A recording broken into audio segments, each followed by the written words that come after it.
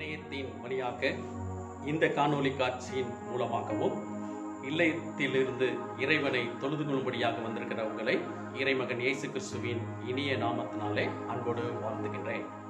இந்த வழிபாடு நம்மளுக்கு ஆசீர்வாதமாக இருப்பதற்கு ஏதுவாக ஆண்டவர் தனது ஒத்தாசையை நமக்கு தரும்படியாக ஜெபம் செய்வோம். என் கண்மலையும் மீட்பருமாய கர்த்தாவே, நாங்கள் உம்மை நன்றியோடு துதிக்கின்றோம், ஸ்தோத்திரிக்கின்றோம்.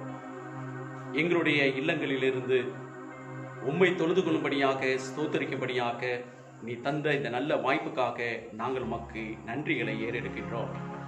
கடந்த வாரம் முழுவதுமாக நீர் எங்களை பாதுகாத்து பராமரித்து உம்முடைய சட்டையின் மறைவில் வாழ்கின்ற ஒரு வாய்ப்பை எங்களுக்கு தந்தீர்.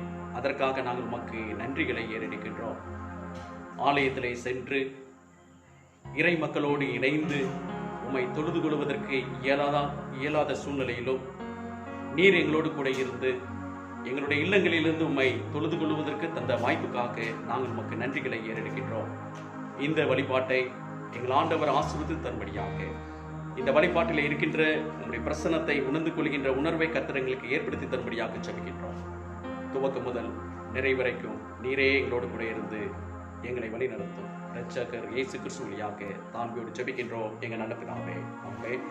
நாம் யாவரும் இணைந்து இந்த வழிபாட்டின் துவக்க பாடலாக பாமாலை 267 பாடலை பாடுவோம். பாமாலை எண் 267, போற்றும் போற்றும் புண்ணியநாதரை போற்றோம். நாம் பாடுவதற்கு உதவியாக இந்த பாடலுடைய வரிகள் திரையிலே தோன்றுகின்ற பாடலை நாம் பாடி ஆண்டவரின் நாமத்தை மகிழ்வோம்.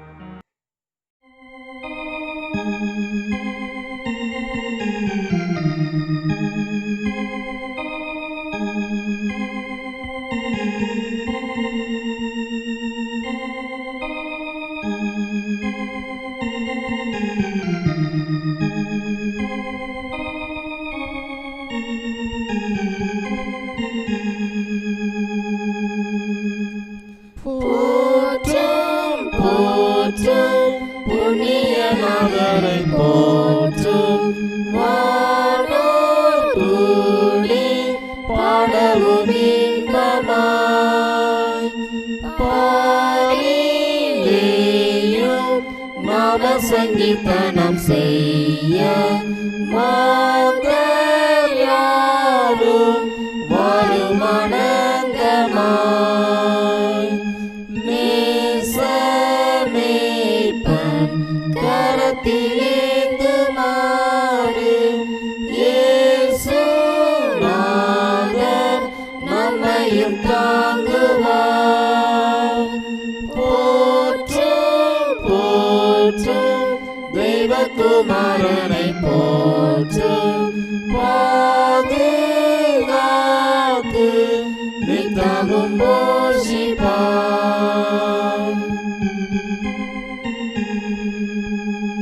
போற்றும் போற்றும் புண்ணியநாதரை போற்றும் பாவம் போக்க பாரில் ஜென்மித்தார். பாடுபட்டு மனதியாகமும் செய்து வானலோக வாசலை திறந்தார். கர்த்தாவே, ஸ்தோத்திரம் என்றும் என்றும் வாழ்க வாழ்க ஜெகத்து இரட்சகா. அருள்நாதா, மசனுகா பரஞ்சோதி வல்லநாதா, கருணை நாயகா.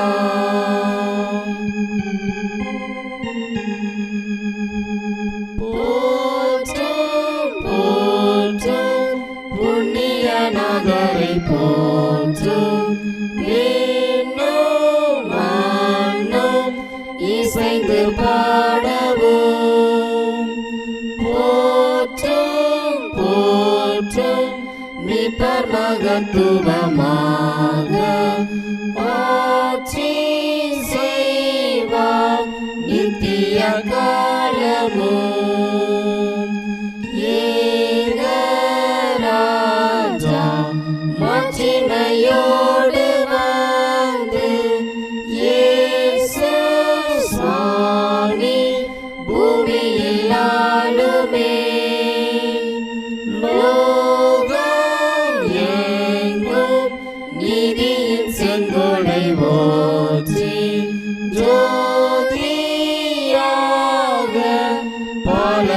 பண்ணுமே.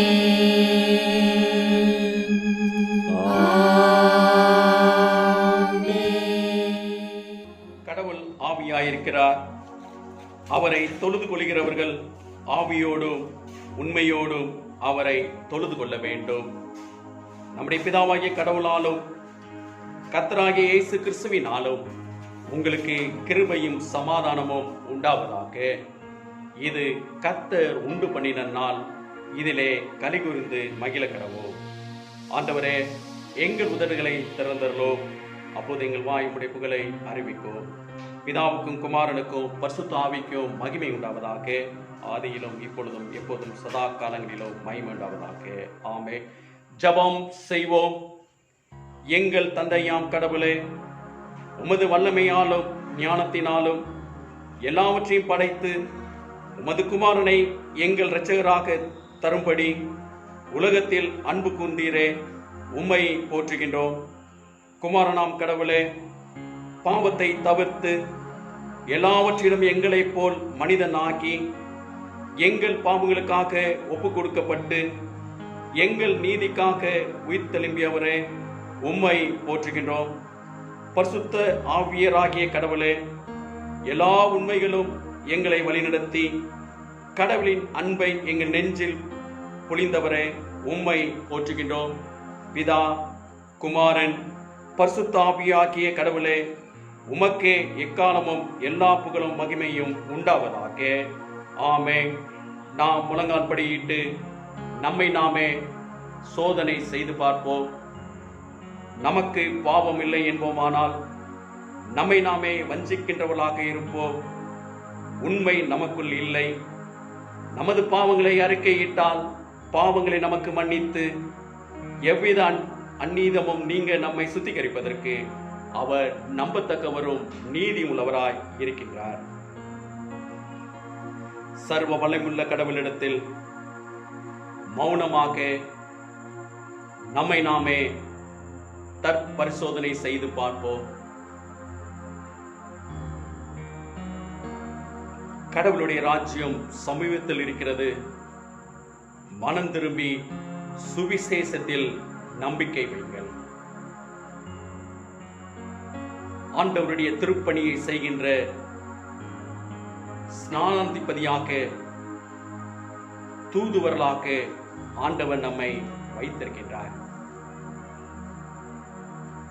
ஒரு நாட்டினுடைய தூதருடைய அடிப்படை பணி அந்த நாட்டினுடைய மேன்மையை அவர் எந்த நாட்டிலே பணி அமர்த்தப்பட்டிருக்கின்றாரோ அதிலே நிறைவேற்ற வேண்டும். பரலோக ராஜ்யத்தினுடைய ஸ்நானாதிபதியாக இப்பூமியிலே கடவுள் நம்மை வைத்திருக்கின்றார். பரலோக ராஜ்யத்தினுடைய தன்மையோடு நாம் வாழ்கின்றோமா என்று சொல்லி தற்பரிசோதனை செய்து பார்ப்போம். அநீதி இல்லாத வாழ்க்கை, உண்மையுள்ள வாழ்க்கை, சகிப்பு நிறைந்த வாழ்க்கை, விட்டு கொடுக்கின்ற வாழ்க்கை, பொறுமை நிறைந்த வாழ்க்கை, கடவுளை போற்றுகின்ற வாழ்க்கை, இதெல்லாம் பரலோக ராஜ்யத்தினுடைய அடிப்படை தன்மைகள்.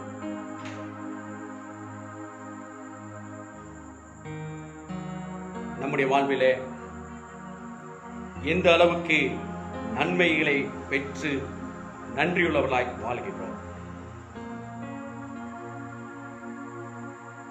ஒரு நிமிடம் சிந்தித்து பார்ப்போம்.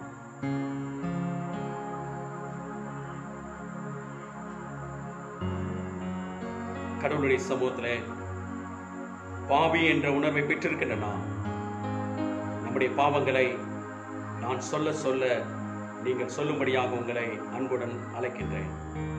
எங்கள் தந்தையாம் கடவுளே, நினைவினாலும் வார்த்தையினாலும் செய்கையினாலும் உமக்கு விரோதமாய் பாவம் செய்திருக்கின்றோம். முழு மனதோடு நாங்கள் உம்மை நேசிக்கவில்லை. எங்களிடத்தில் நாங்கள் அன்பு கூறுவது போல அயலாரிடத்திலும் நாங்கள் அன்பு கூறவில்லை. எங்கள் மேல் இரக்கமாயிருக்க உம்மை வேண்டிக் கொள்கிறோம். எங்கள் பாவ அழுக்கை நீக்கி எங்களை சுத்திகரியும். எங்கள் குற்றங்களை விட்டுவிட எங்களுக்கு உதவி புரியும். எங்கள் ஆண்டவர் இயேசு கிறிஸ்துவின் மூலமாய் வேண்டிக் கொள்கின்றோம். ஆமென். ஆண்டவர் தருகின்ற மீட்பை நம்பிக்கையோடு பெற்றுக்கொள்ள மௌனமாக காத்திருப்போம்.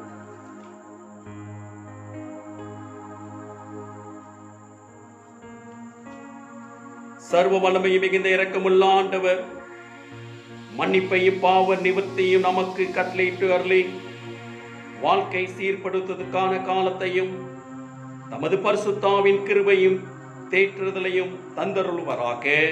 ஆமென். ஆண்டவருடைய சமூகத்திலே நன்றிகளை பெற்றிருக்கின்ற நாம் பொதுவான ஸ்தோத்திர ஜெபத்தின் வழியாக நம்முடைய நன்றிகளை ஏறெடுப்போம். சர்வ வல்லமையுள்ள கடவுளே, சர்வஜிய தயாபர பிதாவே, அபாத்திரன் ஆகிய நம்முடைய அடியாராகிய எங்களுக்கும் மற்ற எல்லா மனிதருக்கும் தேவர்கள் செய்த பற்பல கிருபைகளுக்காகவும் அன்புள்ள தயவுக்காகவும் நாங்கள் மிகுந்த தாழ்மையோடும் முழு இதயத்தோடும் உமக்கு ஸ்தோத்திரம் செலுத்துகின்றோம். தேவரீர் எங்களை சிரித்ததுக்காகவும் காப்பாற்றினதுக்காகவும் இம்மைக்குரிய எல்லா ஆசீர்வாதத்துக்காகவும் உம்மை துதிக்கின்றோம். விசேஷமாய் எங்கள் ஆண்டவராகிய இயேசு கிறிஸ்துவினாலே உலகத்தை மீட்டுக்கொண்ட விலைமதியாத உமது அன்புக்காகவும் கிருபை நத்தனங்களுக்காகவும் மைமேடுவோம் என்கின்ற நம்பிக்கைக்காகவும் உமக்கு ஸ்தோத்திரம் செலுத்துகின்றோம். நாங்கள் உண்மையாய் நன்றி அறிந்த இருதயம் உள்ளவராய் இருக்கவும் எங்களை உமது ஊழியத்துக்கு ஒப்புக் கொடுத்து எங்கள் வாழ்நாளெல்லாம் உமக்கு முன்பாக பரிசுத்தமும் நீதியும் உள்ளவராய் நடக்கவும் எங்கள் வாக்கினாலே மாத்திரமல்ல எங்கள் நடக்கினாலே உடைய புகழை பிரஸ்தாபப்படுத்தவும் தேவரே செய்த உபகாரங்கள் எல்லாவற்றையும் உணர்ந்து கொள்ள உணர்வை எங்களுக்கு அருள் செய்ய வேண்டும் என்று எங்கள் ஆண்டவராகிய இயேசு கிறிஸ்துவின் மூலமாய் வேண்டிக் கொள்கின்றோம். அவருக்கும் தேவருக்கும் பரிசுத்தாவிக்கும் எல்லா மேன்மை மகிமையும் சதா காலங்களிலும் உண்டாவதாக. ஆமே. சபையார் அமர்ந்திருக்க உங்களை அன்பாக கேட்கின்றேன். திருச்சபைக்கு கொடுக்க வேண்டிய சந்தா இருக்குமானால் இந்த மாதம் இறுதிக்குள் 31ஆம் தேதிக்குள் நீங்கள் சந்தா செலுத்த உங்களை அன்புடன் கேட்டுக்கொள்கின்றேன். கடந்த 2019-20 நிதியாண்டுக்குரிய சந்தா பாக்கி இருக்குமானாலும் அதையும் ஜூலை மாதம் 31ஆம் தேதிக்குள் கொடுக்க வேண்டும். 2020-21ஆம் ஆண்டுக்குரிய சந்தா வாக்கை ஜூலை மாதம் 31ஆம் தேதிக்குள் செலுத்த வேண்டும் என்று திருமண்டலம் நமக்கு சுற்றறிக்கை அனுப்பியிருக்கிறது. அதை திருச்சபையார் பின்பற்ற உங்களை அன்புடன் கேட்டுக்கொள்கின்றேன். இப்போது திருமறை பாடம் படிக்க கேட்போம். வாசிக்கும்படியாக தெரிந்து கொள்ளப்பட்ட முதலாம் வேத பாடம் யோசுவா 1ஆம் அதிகாரம் வசனங்கள் 1 முதல் 9 வசனங்கள் வரை. யோசுவா 1ஆம் அதிகாரம் வசனங்கள் 1 முதல் 9 வரை. கர்த்தருடைய தாசனாகிய மோசே மரித்த பின்பு கர்த்தர் மோசேயின் ஊழியக்காரனான நூனின் குமாரன் யோசுவாவை நோக்கி, என் தாசனாகிய மோசே மரித்து போனான். இப்பொழுது நீயும் இந்த ஜனங்கள் எல்லோரும் எழுந்து இந்த யோர்தானை கடந்து இஸ்ரவேல் புத்திரருக்கு நான் கொடுக்கும் தேசத்துக்கு போங்கள். நான் மோசேக்கு சொன்னபடி உங்கள் காலடி மிதிக்கும் எவ்விடத்தையும் உங்களுக்கு கொடுத்தேன். வனாந்தரமும் இந்த லீபனோனும் தொடங்கி ஐபிராத்து நதியான பெரிய நதி மட்டுமுள்ள ஏத்தியரின் தேசம் அனைத்தையும் சூரியன் அஸ்தமிக்கிற இசையான பெரிய சமுத்திரம் வரைக்கும் உங்கள் எல்லையாயிருக்கும். நீ உயிரோடுக்கும் நாளெல்லாம் ஒருவனும் உனக்கு முன்பாக எதிர்த்து நிற்பதில்லை. நான் மோசையோடு இருந்தது போல உன்னோடும் இருப்பேன். நான் உன்னை விட்டு விலகுவதும் இல்லை, உன்னை கைவிடுவதும் இல்லை. பலங்கொண்டு திடமனதாயிரு. இந்த ஜனத்தின் பிதாக்களுக்கு நான் கொடுப்பேன் என்று ஆணையிட்ட தேசத்தை நீ இவர்களுக்கு பங்கிடுவாய். என் தாசனாகிய மோசே உனக்கு கற்பித்த நியாயப்பிரமாணத்தின்படியெல்லாம் செய்ய கவனமாயிருக்க மாத்திரம் மிகவும் பலங்கொண்டு திடமனதாயிரு. நீ போகும் இடமெல்லாம் புத்திமானாய் நடந்து கொள்ளும்படிக்கு அதை விட்டு வலதுபுறம் இடதுபுறம் விலகாதிருப்பாயாக. இந்த நியாயப்பிரமாண புஸ்தகம் உன் வாயை விட்டு பிரியாதிருப்பதாக. இதில் எழுதியிருக்கிறபடியெல்லாம் நீ செய்ய கவனமாயிருக்கும்படி இரவும் பகலும் அதை தியானித்து கொண்டிருப்பாயாக. அப்பொழுது நீ உன் வழியை வாய்க்க பண்ணுவாய். அப்பொழுது புத்திமானாயும் நடந்து கொள்வாய். நான் உனக்கு கட்டளையிடவில்லையா? பலங்கொண்டு திடமனதாயிரு. திகையாதே, கலங்காதே. நீ போகும் இடமெல்லாம் உன் தேவனாய கர்த்தர் உன்னோட கூட இருக்கிறார் என்றார். வாசிக்க வேண்டிய முதலாம் வேதபான வாஸ்தாயிற்று. கிறிஸ்துவே உமக்கு மகிமை உண்டாவதாக. யாவரும் எழுந்திருந்து நற்செய்தி பகுதிக்காக யாவரும் எழுந்திருப்போம். வாசிக்க வேண்டிய நற்செய்தி பகுதி மார்க் எழுதின நற்செய்தி நூல் அதிகாரம் 6 இறை வார்த்தைகள் 7 முதல் 13 வசனங்கள் முடிய. பரிசுத்த மார்க் எழுதின நற்செய்தி நூல் 6ஆம் அதிகாரம் வசனங்கள் 7 முதல் 13 வசனங்கள் முடிய. அவர் 12 அழைத்து அசுத்த ஆவிகளை துரத்த அவர்களுக்கு அதிகாரம் கொடுத்து, வழிக்கு பையாகிலும் அப்பத்தையாகிலும் கச்சையாயிலும் காசையாயிலும் எடுத்துக்கொண்டு போகாமல் ஒரு தடியை மாத்திரம் எடுத்துக்கொண்டு போகவும், பாத ரட்சைகளை போட்டுக்கொண்டு போகவும் 2 அங்கிகளை தரியாதிருக்கவும் கட்டளையிட்டார். பின்பு அவர்களை நோக்கி, நீங்கள் எங்கே ஆகிலும் ஒரு வீட்டில் பிரவேசித்தால் அவ்விடத்தை விட்டு புறப்படுகிற வரைக்கும் அங்கேதானே தங்கியிருங்கள். எவர்களாகிலும் உங்களை ஏற்றுக்கொள்ளாமலும் உங்கள் வசனங்களை கேளாமலும் இருந்தால் நீங்கள் அவ்விடம் விட்டு புறப்படும் போது அவர்களுக்கு சாட்சியாக உங்கள் கால்களின் கீழே படிந்த தூசியை உதறி போடுங்கள். நியாய தீர்ப்பு நாளிலே அந்த பட்டணத்திற்கு நேரிடுவதை பார்க்கலும் சோதோம் கொமோரா பட்டணத்திற்கு நேரிடுவது இலகுவாயிருக்கும் என்று மெய்யாகவே உங்களுக்கு சொல்லுகிறேன் என்று சொல்லி அவர்கள் 2 பேராக அனுப்பினார். அவர்கள் புறப்பட்டு போய் மன திரும்புகள் என்று பிரசங்கித்து அநேக பிசாசுகளை துரத்தி அநேக நோயாளிகளை எண்ணெய் பூசி சொஸ்தமாக்கினார்கள் என்பதை வாசிக்க வேண்டிய நற்செய்தி பகுதி வாஸ்தாயிற்று. தேவனுடைய பரிசுத்த நாமத்திற்கு மகிமை உண்டாவதாக. தாழ்த்தி நாம் ஜெபிப்போம்.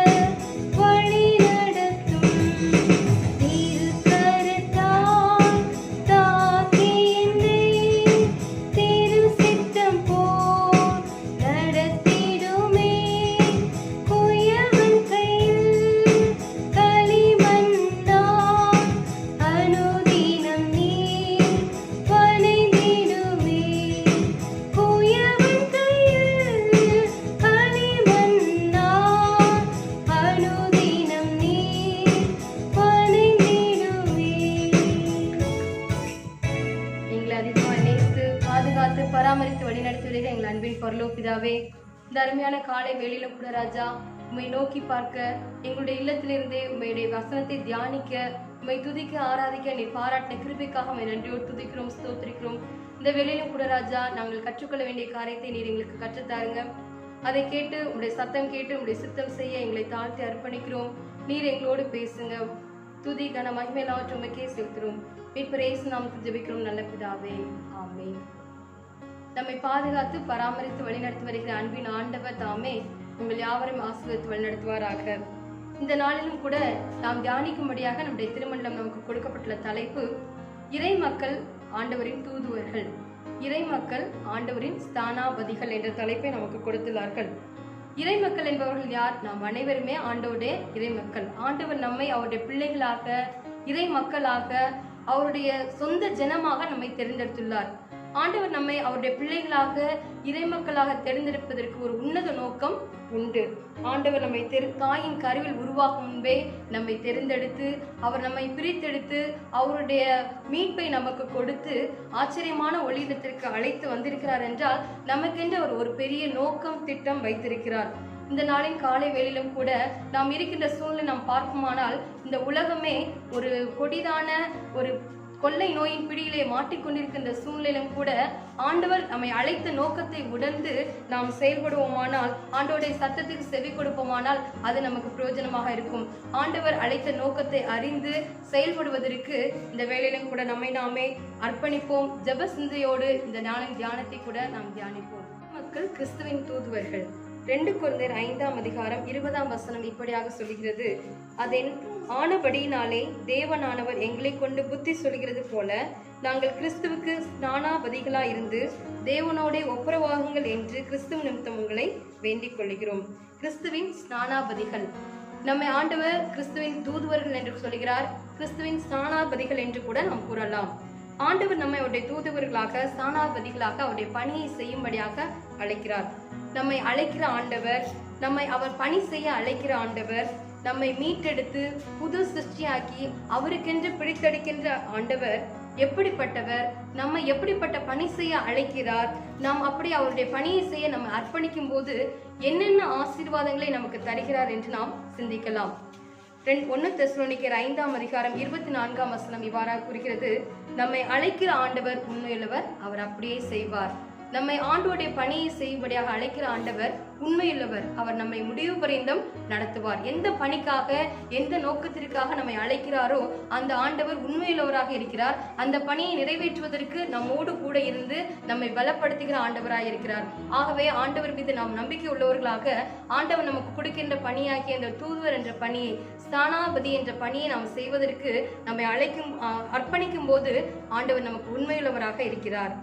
இரண்டாவதாக 2 கொரிந்தியர் 5ஆம் அதிகாரம் 18ஆம் வசனம் இவ்வாறாக கூறுகிறது, அவருடைய தூதுவர்களாக, ஸ்தானாபதிகளாக ஒப்புரவாகுதலின் ஊழியத்தை செய்ய நம்மை அழைக்கிறார். ஆண்டவர் நம்மை எதற்காக அழைக்கிறார்? ஒப்புரவாகுதலின் ஊழியத்தை செய்யும்படியாக அழைக்கிறார். ஒப்புரவாகுதலின் ஊழியம் என்றால் என்ன என்று பார்க்கும்போது, ஆண்டவரை விட்டு தூரமாக இருக்கின்ற மக்களை, ஆண்டவரை பற்றி அறியாத மக்களை அவருடைய மந்தைக்கு அருகில் சேர்க்கும்படியாக, ஆண்டவரை விட்டு தங்களுடைய பாவ பாரத்தினாலே, பாவ அழுத்தத்தினாலே தூரமாக இருக்கிற மக்களை மன்னிப்பின் நிச்சயத்துக்குள்ளாக வழிநடத்தி ஆண்டவரோடு ஒப்புரவாகுதலின் பணியை செய்யும்படியாக ஆண்டவர் நம்மை அழைக்கிறார். அப்படி நாம் அந்த பணியை செய்வதற்கு நம்மை அர்ப்பணிக்கும் போது ஆண்டவர் நமக்கு தருகிற ஆசீர்வாதம் என்ன என்று பார்ப்போமானால், யோசுவா 1ஆம் அதிகாரம் 5ஆம் வசனத்தில் நாம் பார்க்கிறோம், நான் உன்னை விட்டு விலகுவதும் இல்லை, உன்னை கைவிடுவதும் இல்லை என்று கூறுகிறார். ஆண்டவருடைய தூதுவர்களாக, ஸ்தானாபதிகளாக நம்மை அர்ப்பணிக்கும் போது ஆண்டவர் நம்மோடு கூட இருக்கிறேன் என்று சொல்கிறார். இதற்கு மேலாக நமக்கு என்ன வேண்டும்? ஆகவே நாம் நம்மை அர்ப்பணிக்கும் போது ஆண்டவருடைய பணியை செய்வதற்கு ஆண்டவர் நமக்கு உண்மையுள்ளவராக இருக்கிறார். கிறிஸ்துவின் தூதுவர்களாக, ஸ்நானாபதிகளாக நமக்கு இருக்க வேண்டிய குணாதிசயங்கள் என்ன என்று சொல்லி நாம் பார்க்கலாம். முதலாவது, தூதுவர் என்றால் யார் என்று பார்ப்போமானால், ஒரு நாட்டின் பிரதிநிதியாக வேறொரு நாட்டில் இருக்கிற ஒரு முக்கியத்துவம் வாய்ந்த நபர் தான் ஒரு தூதுவராக இருக்கிறார். அப்படிப்பட்ட தூதுவர் என்ன செய்ய வேண்டும் என்றால், அந்த தூதுவர் அவர் அனுப்பின அதிகாரியுடைய வேலையை, பணியை நிறைவேற்றுகிறவராக இருக்கிறார். அந்த தூதுவர் அவர் அனுப்பின அதிகாரியுடைய நோக்கத்தை அறிந்து அவருடைய திட்டத்தை நிறைவேற்றுகிறவராக இருக்கிறார். அந்த தூதுவர் அவர் அனுப்பின அதிகாரியுடைய அதிகாரத்தோடு அவருடைய பணியை நிறைவேற்றுகிறவராக இருக்கிறார். ஒரு வியாபாரி தன்னுடைய வியாபாரத்தை புதிதான ஒரு தேசத்திலே சென்று ஆரம்பித்துவிட்டு தன் வியாபாரத்தை முடித்துவிட்டு தங்குவதற்காக ஒரு விடுதியை தேடி சென்றார். அங்கு விடுதியிலே அவருக்கான அறை கிடைக்கவில்லை. ஏமாற்றத்தோடு திரும்பி வந்து கொண்டிருந்தார். அப்பொழுது ஒரு நல்ல மனிதர் ஒருவர் இவருடைய நிலைமையை பார்த்து, என்னுடைய அறையிலே தங்குவதற்கு இடம் இருக்கிறது, நீ அங்கு தங்க வருகிறாயா என்று கேட்டார். இதை கேட்டவுடனே அந்த வியாபாரிக்கு மிகுந்த சந்தோஷமாக இருந்தது. அவரோடு அறைக்கு சென்றார். இருவருமாக தங்களுடைய வேலைகளை முடித்து தூங்க போவதற்கு முன்பாக அந்த மரியாதைக்குரிய மனிதர் என்ன செய்தார் என்றால், முழங்கால் படிட்டு ஜெபிக்க ஆரம்பித்தார். ஜெபிக்கும் போது தன்னுடைய எல்லா காரியத்துக்காகவும் ஆண்டவருக்கு நன்றி செலுத்திவிட்டு தன்னோடு இருக்கிற அந்த வியாபாரியுடைய பெயரை சொல்லி ஜெபித்தார். தன்னுடைய வியாபாரிகளுக்காக அவனுடைய வியாபாரம் செழிக்க வேண்டும் என்று அவனுடைய ஆசீர்வாதத்துக்காகவும் ஜெபித்து தன்னுடைய தூக்கத்துக்கு சென்றார். இதை பார்த்து கொண்டிருந்த வியாபாரிக்கு மிகுந்த சந்தோஷமாக இருந்தது. நான் எப்படிப்பட்ட ஒரு பாவியாக இருக்கிறேன், கடவுளுக்கும் எனக்கும் சம்பந்தமே இல்லை, எனக்காக என்னுடைய பெயரை சொல்லி ஜெபிக்கிறாரே, எனக்காக என்னுடைய தொழில் செழிக்க வேண்டும் என்பதற்காக ஜெபிக்கிறாரே என்று சொல்லி ஆச்சரியத்தோடு படுக்கைக்கு சென்று விட்டார். அடுத்த நாள் காலை எழுந்த உடனாக தன்னுடைய காலை கடன்கள் எல்லாம் முடித்துவிட்டு அந்த மரியாதைக்குரிய மனிதர் திரும்பவுமாக நான் பைபிள் வாசித்து ஜெபிக்க போகிறேன், நீ என்னோடு வந்து ஜெபிக்க வருகிறாயா என்று மற்றொருவனிடம் கேட்டார். அதை கேட்டவுடன் அவனுக்கும் மிகுந்த சந்தோஷமாகிவிட்டது. எனக்காக என்னுடைய தொழில் செழிக்க வேண்டும் என்பதற்காக ஜெபித்த நபர் என்னை கூப்பிடுகிறார், நானும் சென்று ஜெபிக்கலாம் என்று ஆசைப்படுகிறேன் சொல்லி ஜெபிக்க ஆரம்பித்தார்கள். அவர் வேதத்துள்ள அநேக காரியங்களை அவனுக்கு கற்றுக் கொடுத்து அவனுக்காக ஜெபிக்க ஆரம்பித்தார். ஜெபிக்கும் போது இந்த மகன் அவனுடைய பாவ உணர்வுகளிலிருந்து மனம் திரும்பி ஆண்டவருக்கு தன்னை ஒப்பு கொடுத்தார். அப்பொழுது அவர் இருவருமாக மிகுந்த சந்தோஷத்தோடு அந்த இடத்தை விட்டு கடந்து தங்களுடைய தொழில் நிமித்தமாக கடந்து சென்றனர். அப்பொழுது அந்த வியாபாரி அந்த முதியவரிடம் தன்னுடைய விசிட்டிங் கார்டை கொடுத்தார். அந்த மனிதன் கூட தன்னுடைய விசிட்டிங் கார்டை கொடுத்தார். அதை வாங்கி பார்த்து கொண்டிருந்த அந்த வியாபாரி ஆச்சரியத்தோடு திகைத்து போய் நின்றார். என்ன எழுதியிருந்தது என்றால், அந்த விசிட்டிங் கார்டிலே வில்லியம் ஜெமிங்ஸ் பிரையன் அப்படின்ற பெயர் எழுதியிருந்தது. அதை பார்த்தவுடனே எனக்கு ஆச்சரியமாக இருந்தது. அந்த மனிதன் அந்த கார்டை கொடுத்து விட்டு கடந்து சென்று விட்டார். வில்லியம் ஜெமிங் பிரையன் யார் என்று கேட்டோமானால், அந்த நாட்டிலே அமெரிக்க தேசத்திலே இருந்த ஒரு மிகப்பெரிய பதவி வகித்த ஒரு மனிதனாக இருந்தார். இதை பார்த்தோன்னே மிகுந்த ஆச்சரியமாக இருந்தது. கடவுளுக்கு நன்றி செலுத்திவிட்டு அவர் அன்று சந்தித்ததினாலே தான் நான் ஆண்டவருக்குள்ளாக ரட்சிக்கப்பட்டேன் என்று சொல்லி ஆண்டவருக்கு நன்றி செலுத்திவிட்டு அந்த வியாபாரி கடந்து சென்றார். ஆனால் அந்த வில்லியம் ஜெமிங்ஸ் பிரையன் வந்து என்ன செய்தார் என்றால், அவருடைய பணியாகிய ஸ்டேட் செக்ரட்டரி பணியை மட்டும் செய்யவில்லை, ஆண்டவரின் பணியாகிய தூதுவர் என்ற பணியை செய்தார். அந்த மகன் பாவப்பிடியில் இருந்த அந்த வியாபாரியை ஆண்டவருக்குள்ளாக வழிநடத்தி அவன் பாவத்திலிருந்து அவன் மீண்டு ரட்சிப்பின் சந்தோஷத்தை பெற்று ஆண்டவரோடு ஒப்புரவாகுவதற்கு ஒரு காரியத்தை செய்தார். அப்படிப்பட்டதான காரியத்தை செய்யும்படியாக ஆண்டவர் நம்மை அழைக்கிறார். அந்த ஒப்புரவாகுதலின் ஊழியத்தை நாம் செய்யும்படியாக அழைக்கிறோம். அநேக நேரத்தில் நாமும் கூட ஆண்டவரோடு ஒப்புரவாகாமல் அநேக பாவ காரியங்கள்ல இருக்கலாம். அப்படிப்பட்டவர்கள் ஆண்டவரோடு நாம் ஒப்புரவாக வேண்டும். இன்னும் புறஜாதி மக்களை ஆண்டவருக்குள்ளாக வழிநடத்தும்படியான பணியை ஆண்டவர் நாம் செய்யும்படியாக அழைக்கிறார். இந்த லாக்டவுன் பீரியட்ல நாம் வீட்டுக்குள்ளே இருக்கிறோமே, நாம் எப்படி இந்த பணியை செய்வது என்று நாம் கேட்கும்போது, அப்படிப்பட்ட நபர்களுக்காக நாம் ஜெபிக்கும்படியாக நாம் அழைக்கப்படுகிறோம். ஆண்டவர் நம் உள்ளத்திலே யார் யாரையெல்லாம் காட்டுகிறாரோ, யார் யாருக்காக ஜெபிக்க வேண்டும் மனதிலே ஏவுகிறாரோ, அந்த காரியங்களுக்காக அந்த நபர்களுக்காக நாம் ஜெபிக்கும்படியாக அழைக்கப்படுகிறோம். ஊழியக்காரர்களுக்காக, தேசத்துள்ள அனைத்து மக்களின் ரட்சிப்புக்காக நாம் ஜெபிக்கும்படியாக அழைக்கப்படுகிறோம். அப்படிப்பட்ட அந்த உக்கிரானத்துவமான பணியை நாம் செய்யும்படியாக ஆண்டவர் நம்மை அழைக்கிறார். மோசே மரித்த பின்பாக கர்த்தர் யோசுவாவுக்கு அந்த பணியை அர்ப்பணிக்கிறார். யோசுவா அந்த பணியை எடுக்கும்போது ஆண்டவர் அவனுக்கு ஒரு வாக்குத்தத்தத்தை கொடுக்கிறார். இந்த வாக்குத்தத்தை ஆண்டவர் இன்று நமக்கும் கொடுக்கிறார். அவருடைய பணியாகிய தூதுவர் என்ற பணியை, ஸ்தானாபதி என்ற பணியை அர்ப்பணிக்கிற நம் ஒவ்வொருவருக்கும் கொடுக்கிறார். யோசுவா 1ஆம் அதிகாரம் 1 முதல் 9ஆம் வசனத்தை நாம் வாசிக்கும் போது அங்கு நாம் அந்த வாக்குத்தத்தத்தை பார்க்கிறோம். நீ உயிரோடு இருக்கும் நாளெல்லாம் ஒருவனும் உன்னை எதிர்ப்பதில்லை, நான் மோசேயோட கூட இருந்தது போல் உன்னோடும் இருக்கிறேன் என்கிறாரே. நீ உயிரோடு இருக்கும் நாளெல்லாம் ஒருவனும் உன்னை எதிர்ப்பதில்லை, நான் மோசேயோட கூட இருந்தது போல் உன்னோடும் இருக்கிறேன் என்கிறாரே. திகையாதே, கலங்காதே, நீ போகும் இடமெல்லாம் வருவேன் நான். திகையாதே, கலங்காதே, நீ போகும் இடமெல்லாம் வருவேன் நான். ஆண்டவர் நம்மோடு கூட வருகிறேன் சொல்கிறார். நான் உன்னை விட்டு விலகுவதும் இல்லை, உன்னை கைவிடுவதும் இல்லை என்று ஆண்டவர் அன்று யோசுவா கொடுத்த அதே வாக்குத்தத்தத்தை இன்று நம் ஒவ்வொருவருக்கும் கொடுக்கிறார். ஆகவே ஆண்டவருடைய பணியை செய்வதற்கு நம்மை நாம் அர்ப்பணிப்போம். அதோடு யோசுவாவுக்கு ஆண்டவர் ஒரு சில ஆலோசனைகளையும் கொடுக்கிறார். யோசுவா 1ஆம் அதிகாரம் 7ஆம் வசனத்திலே நாம் பார்க்கலாம். என் தாசனாகிய மோசே உனக்கு கற்பித்த நியாயப்பிரமாணத்தின் படியெல்லாம் செய்ய கவனமாய் இருக்க மாத்திரம் நீ மிகவும் பலங்கொண்டு திடமனதாயிரு. நீ போகும் இடமெல்லாம் புத்திமானாய் நடந்து கொள்ளும்படிக்கு அதை விட்டு வலது இடது புறம் விலகாதிருப்பாயாக. இங்கே நாம் பார்க்கிற ஒரு 4 குறிப்புகளை பார்க்கலாம். யோசுவா கொடுக்கிற கட்டளைகளை நாமும் கூட பின்பற்றும் போது ஆண்டவர் நம்மோடு கூட இருப்பார். கவனமாயிரு, திடமனதாயிரு, புத்திமானாயிரு, விலகாதிரு. எந்தெந்த காரியத்துக்கு நாம் கவனமாக இருக்க வேண்டுமானால் ஆண்டவருடைய நியாயப்பிரமாணத்தின் படியெல்லாம் செய்ய கவனமாக இருக்க வேண்டும். ஆண்டவர் கற்பித்த நியாயப்பிரமாணம், ஆண்டவர் நம்ம கொடுத்திருக்க வேத வசனத்தின்படி நடக்க நாம் கவனமாக இருக்க வேண்டும். அநேகர் சொல்லலாம், நாம் எல்லா காரியத்தையும் நாம் கைப்பற்றி கொண்டுதான் வருகிறேன், ஆண்டவருக்கு பிரியமான பிள்ளையா இருக்கிறேன், யாருக்கும் எந்த தீங்கும் செய்யலை என்று சொல்லலாம். ஆண்டோடைய வேதத்தை நாம் இன்னும் அதிகமாக தியானிக்கும் போது நம்மிடத்திலே காணப்படுகிற ஒரு சில குறைகளை ஆண்டவர் சுட்டி காட்டுவார். அவருடைய கற்பனைகளின்படி செய்ய நாம் கவனமாய் இருக்க வேண்டும். இரண்டாவதாக திடமனதாயிரு. ஆண்டவருக்கென்று நம்ம அர்ப்பணிக்கும் போது, அவருடைய சேவையை செய்ய அர்ப்பணிக்கும் போது நமக்கு ஒரு சில நேரத்துல மனம் பதறி போகிறோம், கலங்கி போகிறோம். இங்கே ஆண்டவர் சொல்லுகிற பலம் கொண்டு திடமனதாயிரு. சங்கீதம் 18:1 பார்க்கணும், என் பலனாகிய கர்த்தாவே உம்மில் அன்பு கூறுகிறேன் என்று தாவீது சங்கீதக்காரன் சொல்கிறான். என் பலனாகிய கர்த்தர், என்னுடைய பலன் கர்த்தர் என்று சொல்கிறான். நாமும் கூட நம்முடைய பலனாகிய கர்த்தரில் பலன் அடைந்து திடமனதாய் இருக்கும்படியாக ஆண்டவர் நம்மை அழைக்கிறார். மூன்றாவதாக புத்திமானாய் இரு. நம்ம எல்லாருக்குமே ஆசை, நம்ம புத்திமானா இருக்கணும், நம்ம செய்யற காரியங்கள் எல்லாம் ஞானமாய் செய்யணும்னு சொல்லி ஆசைப்படுறோம். புத்திமானா இருக்கிறதுக்கு ஆண்டவர் கொடுக்கிற ஆலோசனையை நம்ம 8ஆம் வசனத்திலே பார்க்கும்போது, இந்த நியாயப்பிரமாண புஸ்தகம் உன் வாயை விட்டு பிரியாதிருப்பதாக, இதில் எழுதியிருக்கிறவர்களின் படியெல்லாம் நீ செய்ய கவனமாய் இருக்கும்படி இரவும் பகலும் அதை தியானித்து கொண்டிருப்பாயாக.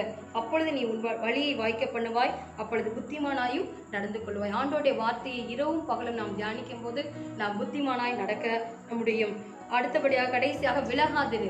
வலது இடதுபுறம் விலகாதிரு. நாம் ஆத்துல ஒரு கால் சேத்துல ஒரு கால் சொல்லி ஆண்டவருக்காக ஒரு வாழ்க்கை, பூமிக்காக உலகத்துக்காக ஒரு வாழ்க்கை வாழாதபடிக்கு விலகாமல் ஆண்டோடைய பாதையிலே நடக்கும்படியாக ஆண்டவர் அழைக்கிறார். அன்று யோசுவா கொடுத்த அதே ஆலோசனையை இன்று நமக்கும் கூட ஆண்டவர் கொடுக்கிறார். கவனமாயிரு, திடமனதாயிரு, புத்திமானாயிரு, விலகாதிரு. அப்படி நாம் செய்யும் போது ஆண்டவர் மறுபடியுமாக நம்மை பலப்படுத்துகிறார். நான் உனக்கு கட்டளையிடவில்லையா?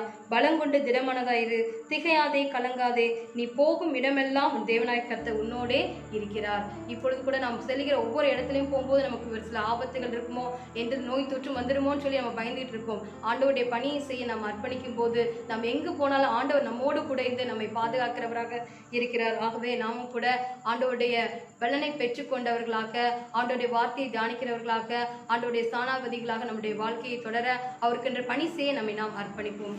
தலைகளை தாழ்த்தி நாம் ஜெபிக்கலாம். அன்பின் பரலோக பிதாவே, இந்த அருமையான வேளையிலும் நாங்கள் கற்றுக்கொண்ட காரியத்திலே நாங்கள் நிலைத்திருக்க, உம்முடைய ஸ்தானாபதிகளாக, உம்முடைய நோக்கத்தை நாங்கள் நிறைவேற்றுகிற பிள்ளைகளாக வாழ நீர் எங்களுக்கு கிருபை பாராட்டுங்க. நீர் கொடுத்த அதிகாரத்தோடு, நீர் கொடுத்திருக்க பலத்தோடு நாங்கள் உலகத்துக்குள்ளாக சென்று அநேக மக்களை ஒப்புரவாகுதலின் ஊழியத்தை நாங்கள் நிறைவேற்ற நீர் எங்களுக்கு கிருபை பாராட்டுங்க. எங்களை திருச்சபை பிள்ளைகளின் குடும்பங்கள் எல்லாவற்றையும் நீர் ஆசீர்வாதம் நடத்துங்க.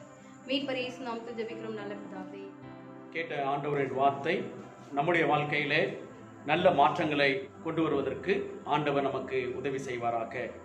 இப்போது நாம் யாவரும் எழுந்து நின்று நம்முடைய விசுவாசத்தை அப்போஸ்தலர் விசுவாச பிரமாணத்தின் வழியாக அறிக்கை செய்து உறுதிப்படுத்துவோம்.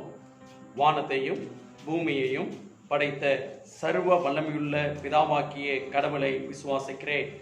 அவருடைய ஒரே குமாரனாகிய நம்முடைய நாதர் இயேசு கிறிஸ்துவையும் விசுவாசிக்கிறேன். அவர் பரிசுத்த ஆவினாலே கன்னி மரியாளிடத்தில் உட்பவித்து பிறந்தார். பொந்தியு பிலாத்தின் காலத்தில் பாடுபட்டு சிலுவையில் அறையுண்டு மரித்து அடக்கம் பண்ணப்பட்டு பாதாளத்தில் இறங்கினார். 3ஆம் நாள் மரித்தோரிடத்திலிருந்து எழுந்தருளினார். பரமண்டலத்திற்கு ஏறி சர்வ வளமுள்ள பிதாவாகிய கடவுளின் வலது பாசத்தில் வீற்றிருக்கின்றார். அவ்விடத்திலிருந்து உயிரோரையும் மரித்தோரையும் நியாயத்தீர்க்க வருவார். பரிசுத்த ஆவியையும் விசுவாசிக்கிறேன். பொதுவாயிருக்கின்ற பரிசுத்த சபையும் பரிசுத்தவான்களுடைய ஐக்கியமும் பாவ மன்னிப்பும் சரீர உயிர்த்தலும் நித்திய ஜீவன் உண்டென்று விசுவாசிக்கின்றேன். ஆமென்.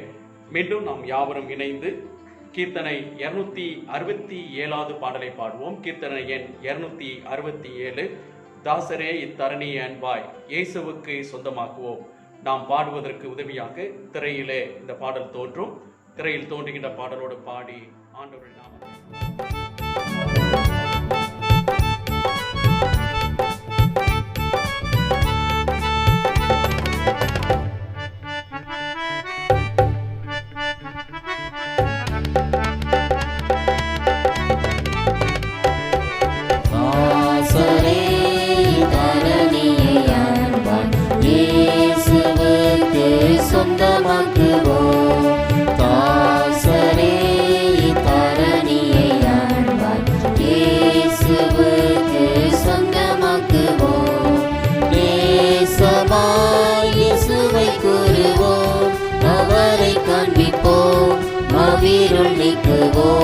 வெளிச்சம் வீசுவோம். தாசரே இத்தரணியை அன்பாய் இயேசுவுக்கு சொந்தமாக்குவோம். வருத்தப்பட்டு பாரம் சுமந்தோரை வருந்தி அன்பாய் அழைத்திடுவோம். புனித இயேசு பாவ பாரத்தை நமது துக்கத்தை நமது துன்பத்தை சுமந்து தீர்த்தாரே. தாசரே இத்தரணியை ஆழ்வார் இயேசுவுக்கு சொந்தமாக்குவோம். பசியேற்றோர்க்கு பிணியாளிகட்கு பட்சமாக உதவி செய்வோம். உசித நன்மைகள் நிறைந்து நம்மை மறந்து இயேசு கனிந்து இருந்தனரே. தாசரே இத்தரணியை ஆழ்வார் இயேசுவுக்கு சொந்தமாக்குவோம். நெருக்கப்பட்டு ஒடுக்கப்பட்டோரை ஈசரை நாம் உயர்த்திடுவோம். பொறுக்கவோ நகசத்துக்குள் நிசூரத்துக்குள் படுகொலிக்குள் விழுந்தனரே. தாசரே இத்தரணியை ஆழ்வார் இயேசுவுக்கு சொந்தமாக்குவோம். இந்திய தேசமது சிரோமணிகள் வேந்தையொளிக்குள் வரவழைப்போம். சுந்தர குணங்கள் அடைந்து அறிவில் உயர்ந்து நிபந்தங்கள் தீர்ந்து சிறந்திலங்கிய தாசரே இத்தரணியை ஆழ்வார் இயேசுவுக்கு சொந்தமாக்குவோம். நடப்போரை சத்திய வழிக்குள் வந்திட சேர்த்திடுவோம். ஊக்கமாக ஜெபித்திடுவோம். நாம் முயன்றிடுவோம். நாம் உழைத்திடுவோம். நாம் ஜெயித்திடுவோம். தாசரே இத்தரணியை ஆழ்வார் இயேசுவுக்கு சொந்தமாக்குவோம். ஜெபம் செய்வோம். சமாதானத்துக்கு காரணரும் ஏக சிந்தையை விரும்புகின்றோம் ஆகிய கடவுளே, உம்மை அறிவதே நித்திய ஜீவன், உம்மை சேவிப்பதே மெய் சுயாதீனம். தேவரீர் தஞ்சமாக கொண்டிருக்கின்ற உமது அடியாராகிய நாங்கள் எந்த விரோதிகளுடைய வல்லமைக்கும் பயப்படாதிருக்கும்படியாக எங்கள் சத்துருக்கள் செய்கின்ற எல்லா பிரயத்தனங்களிலிருந்து எங்கள் ஆண்டவர் இயேசு கிறிஸ்துவின் வல்லமையினால் எங்களை காப்பாற்றியருளோம். ஆமென். சர்வ வல்லமையின் நித்திய கடவுளே, இந்நாள் வரைக்கும் எங்களை சுகமாய் நடத்தி வந்த எங்கள் பரமபிதாவாகிய ஆண்டவரே, இந்நாளிலும் உமது மிகுந்த வல்லமையால் எங்களை காப்பாற்றி நாங்கள் யாதொரு பாவத்துக்கும் உட்படாமலும் எவ்விதமான மோசத்திலும் அகப்படாமலும் உமது பார்வைக்கு நீதியாயிருக்கிறதை எப்போதும் செய்கின்றதற்கு நாங்கள் செய்கின்ற எல்லாவற்றையும் உம்முடைய ஆளுகையினால் நடத்தியறல வேண்டும் என்று எங்கள் ஆண்டவர் இயேசு கிறிஸ்துவின் மூலமாய் வேண்டிக் கொள்கின்றோம். ஆமென். எங்கள் அன்பின் ஆண்டவரே, இந்த கொடூரமான சூழ்நிலையிலே நீர் எங்களை பாதுகாத்து பராமரித்து உம்முடைய கிருபையின் மறைவிலே நாங்கள் வாழ்வதற்கு தந்த எல்லா சிலாக்கியத்துக்காக நாங்கள் உமக்கு துதி ஸ்தோத்திரங்களை நன்றிகளை ஏறெடுக்கின்றோம். தொடர்ந்து உம்முடைய பாதுகாப்பு எங்களோடு கூட இருக்கவும், எல்லா விதமான மோசங்களிலிருந்து நாங்கள் பாதுகாக்கப்படவும் கிருபைகளை தாரும். கையின் பிரயாசங்களிலே நல்ல பலனை காணுவதற்கு உதவி செய்வீராக. நடைபெற்று 12ஆம் வகுப்பு தேர்வு முடிவுக்காக உம்முடைய சமூகத்திலே துதி ஸ்தோத்திரங்களை ஏறெடுக்கின்றோம். எங்களுடைய திருச்சபை சார்ந்திருக்கின்ற பிள்ளைகள், திருச்சபைக்கு அன்பாய் இருக்கின்ற பிள்ளைகள் நல்ல மதிப்பெண்கள் பெற்று வெற்றியை பெற்றுக்கொள்வதற்கு உதவி செய்தீர். நாங்கள் உமக்கு நன்றிகளை ஏறெடுக்கின்றோம். இந்த பிள்ளைகள் உயர்கல்விக்கு செல்வதற்கு ஆயத்தப்படுகின்ற போது ஆண்டவர் அவர்களுக்கு ஆலோசனை தந்து, ஆண்டவர் என்ன சித்தம் வைத்திருக்கிறீரோ உம்முடைய சித்தத்தின் அடிப்படையிலே உயர்கல்வியிலே சேர்ந்து கல்வி பயில்வதற்கு உம்முடைய கிருபைகளை தந்தரல வேண்டும்படியாக நாங்கள் ஜெபிக்கின்றோம். குடும்பத்தில் பொருளாதார தேவைகள் உண்டு சுவாமி. படிக்கின்ற படிப்புக்கு தேவையான பொருளாதார தேவையை சந்திக்கப்படுவதற்கு உதவி செய்யும்படியாக நாங்கள் ஜெபிக்கின்றோம். ஆண்டவர் தொடர்ந்து கல்லூரியிலே பயில்கின்ற போது ஒரு புதிய அனுபவத்துக்குள்ளாக அவர்கள் கடந்து செல்ல இருக்கின்றார்கள். அந்த புதிய அனுபவம் அவருடைய வாழ்விலே உம்மை மகிமைப்படுத்துவதற்கு உதவியாக இருக்கவும், அந்த அனுபவம் தீமையான காரியத்திலிருந்து விலக்கி பாதுகாக்கப்படுவதற்கு உதவியாக இருக்கவும் உம்மை நோக்கி மன்றாடுகின்றோம். அவர்களுக்கு கற்றுக் கொடுத்த ஆசிரியர் பெருமக்களுக்காக இப்படி சமுத்திரம் ஜெபிக்கின்றோம். அவர்களுக்கு நீ தந்திருக்கின்ற நல்ல வெற்றிக்காக உமக்கு நன்றி தெரிவிக்கின்றோம். அவருடைய உழைப்புக்கு ஏற்ற பலனை இந்த 12ஆம் வகுப்பு தேர்விலே பங்கு பெற்ற பிள்ளைகள் வெற்றியின் வழியாக தந்திருக்கின்றார்கள். இன்னும் கடுமையாக உழைக்க கிருபைகளை தாரும். ஒருவேளை ஆசிரியர்கள் எங்களுடைய உழைப்புக்கு ஏற்ற முடிவை பிள்ளைகள் தரவில்லையே என்று கலக்கத்தோடு இருப்பார்கள் என்றால் ஆண்டவர் அவர்களுக்கு உறுதுணையாக இருந்து இன்னும் வல்லமையாக அவர்கள் உழைப்பதற்கு ஏற்ற கிருபைகளை தந்தரல வேண்டும்படியாக ஜெபிக்கின்றோம். எங்களுடைய திருமண்டல பள்ளிகளுக்காக ஜெபிக்கின்றோம். எங்களுடைய திருமண்டல பள்ளிகளுக்கு நீ தந்திருக்கின்ற நல்ல வெற்றிக்காக உம்மை நான் மனதார துதிக்கின்றோம், ஸ்தோத்தரிக்கின்றோம். இன்னுமாக எங்களுடைய பள்ளியானது சிறப்பு இடத்துக்கு வருவதற்கு கடுமையாக உழைப்பதற்கு நீ கிருபைகளை தந்தரல வேண்டும்படியாக ஜெபிக்கின்றோம். ஒரு நல்ல சூழ்நிலைகளை கர்த்தர் எங்களுக்கு உருவாக்கி தந்து வெகு சீக்கிரத்திலே கல்வி பயில்வதற்கு ஏற்ற சூழல்களை கர்த்தர் உறுதிப்படுத்தும்படியாக ஜெபிக்கின்றோம். எல்லாவற்றையும் உடைய கருத்துக்களாக விட்டுக் கொடுக்கின்றோம். உம்முடைய தூய நாமம் மகிமைப்படுவதாக எங்கள் ஆண்டவர் மீட்பருமாகிய இரட்சகர் இயேசு கிறிஸ்து வழியாக தாழ்மையோடு ஜெபிக்கின்றோம் எங்க நல்ல பிதாவே, ஆமென். சேர்ந்து சொல்லுவோம். பரமண்டத்தில் இருக்கின்ற எங்கள் பிதாவே, உம்முடைய நாமம் வருவதாக, உம்முடைய ராஜ்யம் வருவதாக, உம்முடைய சித்தம் பரமண்டத்திலே செய்யப்படுவது போல பூமியிலும் செய்யப்படுவதாக. எங்களுக்கு வேண்டிய ஆகாரத்தை எங்களுக்கு எடுத்து தாரும். எங்களுக்கு விரோதமான குற்றம் செய்வதை நாங்கள் மன்னிக்கிறது போல எங்கள் குற்றங்களை எங்களுக்கு மன்னியும். எங்களை சோதனைகளில் பிரவேசிக்க பண்ணாமல் தீமந்தல் ரசித்துக் கொள்ளும். ராஜ்யம், வல்லமை, மகிமை என்றென்றைக்கும் உடையவில்லை. ஆமென். தேவனுடைய இரக்கமுள்ள கரத்துக்கும் அனைத்து பாதுகாப்புக்கும் பராமரிப்புக்கும் உங்களை அர்ப்பணிக்கின்றோம். நம்முடைய ஆண்டவராகிய இயேசு கிறிஸ்துவின் கிருபை, தந்தையாகிய கடவுளுடைய அன்பு, தூய ஆவியருடைய கூட்டுறவு இன்றும் என்றும் சதா காலங்களிலும் நம் அனைவரோடு கூட இருப்பதாக.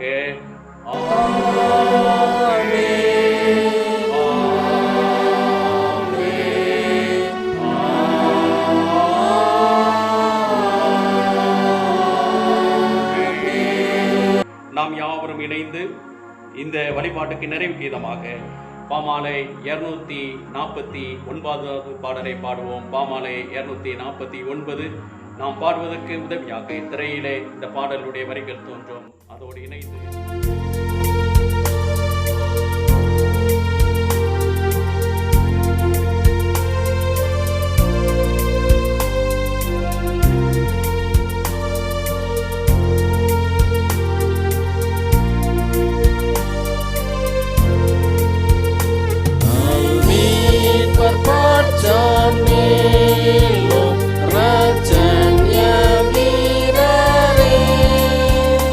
Raja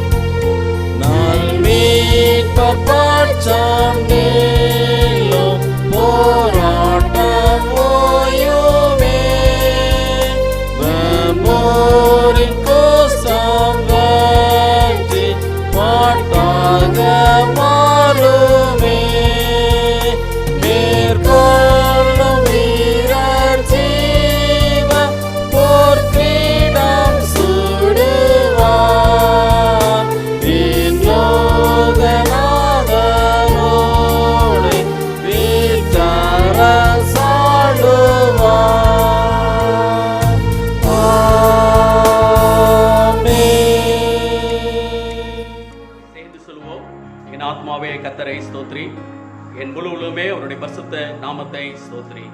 என் ஆத்மாவே கர்த்தரை ஸ்தோத்திரி. கர்த்தர் செய்த சகல உபகாரங்களையும் மறவாதே. ஆமென். கர்த்தர் உங்களோடு இருப்பாராக. கர்த்தர் தருகின்ற மெய் சமாதானத்தை பெற்று அவருக்கு மகிமையாக